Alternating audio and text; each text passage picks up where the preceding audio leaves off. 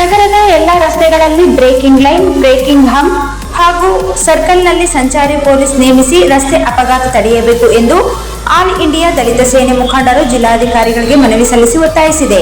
ನಗರದಲ್ಲಿ ಇತ್ತೀಚೆಗೆ ರಸ್ತೆ ಅಪಘಾತ ಪ್ರಕರಣ ಹೆಚ್ಚಳವಾಗುತ್ತಿದ್ದು, ಅಪಘಾತ ತಡೆಯಲು ನಗರದ ಪ್ರಮುಖ ರಸ್ತೆಗಳಲ್ಲಿ ಸಂಚಾರ ಪೊಲೀಸರನ್ನು ನೇಮಿಸಬೇಕು ಎಂದು ಒತ್ತಾಯಿಸಿದರು. ಇತ್ತೀಚೆಗೆ ದ್ವಿಚಕ್ರ ವಾಹನ ಸವಾರರು ಹಾಗೂ ಪಾದಚಾರಿಗಳು ತಮ್ಮ ಜೀವವನ್ನು ತಮ್ಮ ಕೈಯಲ್ಲಿಟ್ಟುಕೊಂಡು ಸಂಚರಿಸುವ ಪ್ರಸಂಗ ಬಂದಿದೆ. ಮನೆಯಿಂದ ಹೊರಗೆ ಹೋದವರು ಪುನಃ ಮನೆಗೆ ಜೀವಂತವಾಗಿ ಹೋಗುವುದೇ ಕಷ್ಟಕರದ ಜೀವನವಾಗಿದೆ.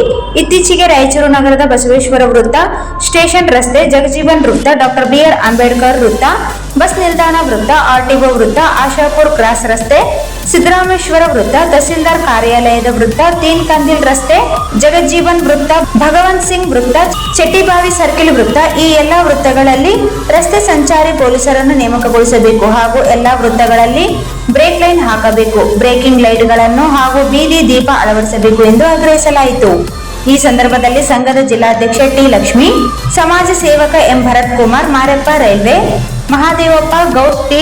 ಸುನೀಲ್ ಸೇರಿದಂತೆ ಅನೇಕರು ಈ ಸಂದರ್ಭದಲ್ಲಿ ಉಪಸ್ಥಿತರಿದ್ದರು.